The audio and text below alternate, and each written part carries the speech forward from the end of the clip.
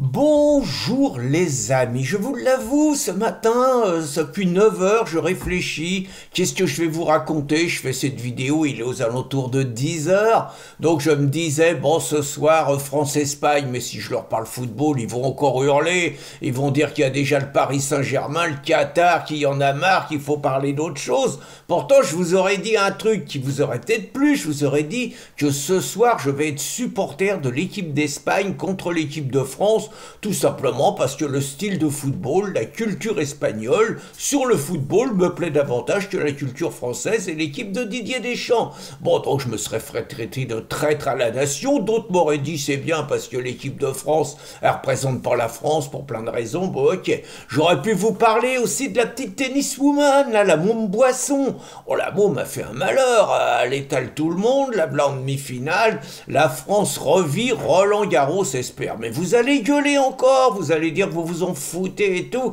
Donc je vais vous parler de mes copains les juges. Alors j'ai regardé l'agenda quand même, je me suis dit bon, faudrait quand même pas que j'ai une attitude trop suicidaire. C'est quand mon prochain procès?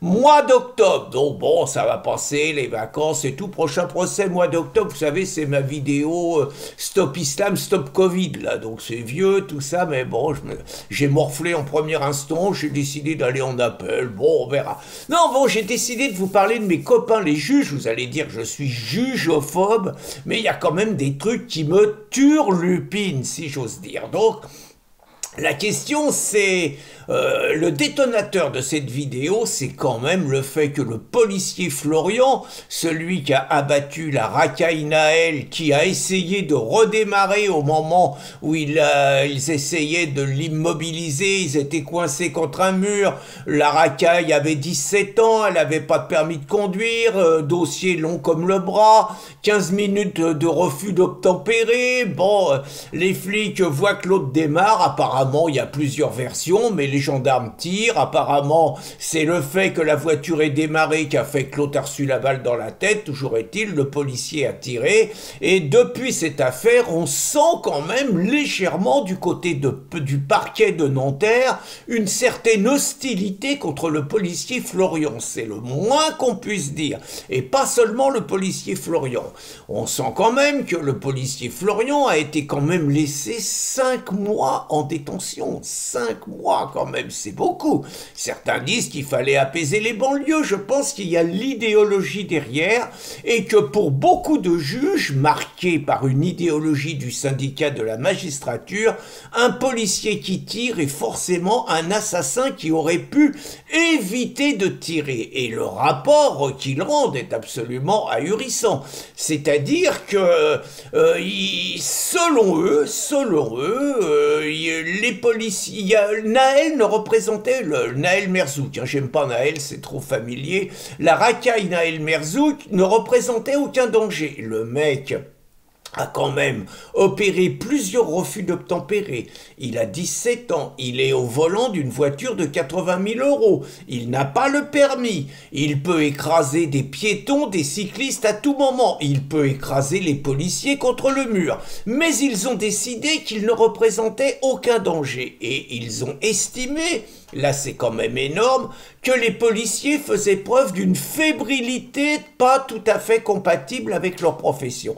Au-delà du fait que ces verdicts sont partisans, dégueulasses, scandaleux et qu'ils servent de prétexte à traduire le policier devant les assises et donc à lui faire risquer 30 ans de prison comme si le policier, qui est quand même un ancien militaire, qui consacre sa vie quand même à la sécurité de la France et peut-être un tout petit peu à celle de nos compatriotes, comme si ce policier méritait d'être traité encore plus durement que les racailles sur lesquelles on va revenir naturellement, qui pourrissent la vie quotidienne des Français. Donc la question que je me pose, c'est quelle légitimité ont ces juges? Alors je sais, ils sont pas élus, je sais, ils rendent la justice au nom du peuple français, je sais que c'est la seule profession qui n'a pas de compte à rendre, qui n'a pas à se justifier, quand toutes les autres professions, et notamment les policiers, alors eux, dès qu'ils bougent une oreille, ils se prennent des commissions, les juges, impunité totale. Mais en outre, en plus de ça, quelle légitimité a un juge pour décider qu'un policier devait tirer ou pas? Question, est-ce qu'un juge, il a déjà tenu une arme dans sa main? Est-ce qu'il sait ce que c'est? Question, est-ce qu'un juge, il a déjà été confronté à une menace d'un personnage menaçant, armé d'un couteau, armé d'un pistolet, violent physiquement? Est-ce qu'un juge a déjà été confronté à ça? Et est-ce qu'il a vu ce qu'il était possible de faire ou pas?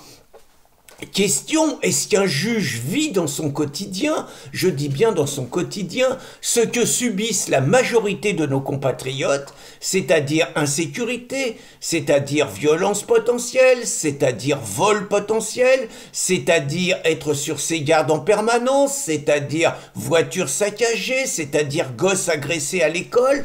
Est-ce que les magistrats vivent ça dans leur quotidien pour se permettre de juger de temps en temps des compatriotes qui, eux, sont confrontés à ça et qui, peut-être, de temps en temps, peuvent être légèrement excédés? Je ne parle pas de Christophe, je ne parle pas de l'affaire de Puget, encore qu'il serait intéressant de savoir quel était le quotidien de Christophe, à quoi il était confronté, mais je ne parle même pas de ça.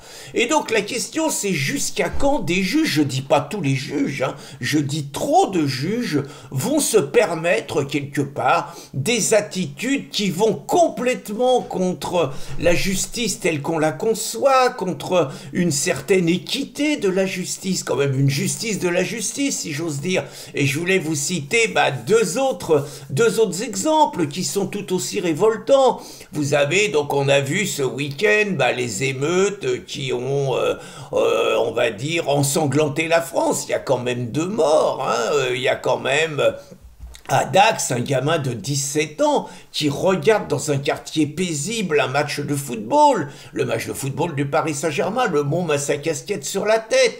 Vous avez une personne dont personne ne dit que c'est une racaille, même si seuls les racailles ont ce comportement, qui lui arrache sa casquette. Le môme se bat pour garder sa casquette, il reçoit 3 coups de couteau, il meurt à 17 ans dans un endroit tranquille. C'est insupportable. Et pendant ce temps-là, toutes ces ordures de gauche gémissent sur l'histoire du Tunisien qui a été tué par un Français raciste. Enfin bon, je vous laisse la panoplie, mais le gamin de 17 ans, tout le monde s'en fout, comme tout le monde s'en foutait de Thomas, comme tout le monde s'en foutait de Philippine, comme tout le monde s'en foutait de tous ces Français qui sont tués quotidiennement et dont les juges se foutent, dont les juges rendent des verdicts incroyables. Le môme Matisse, 15 ans, tué par un Afghan, le mec il prend 8 ans, il sortira dans 4 ans, c'est insupportable. Donc ces juges qui remettent en liberté tous les émeutiers, ennemis de la France, haineux,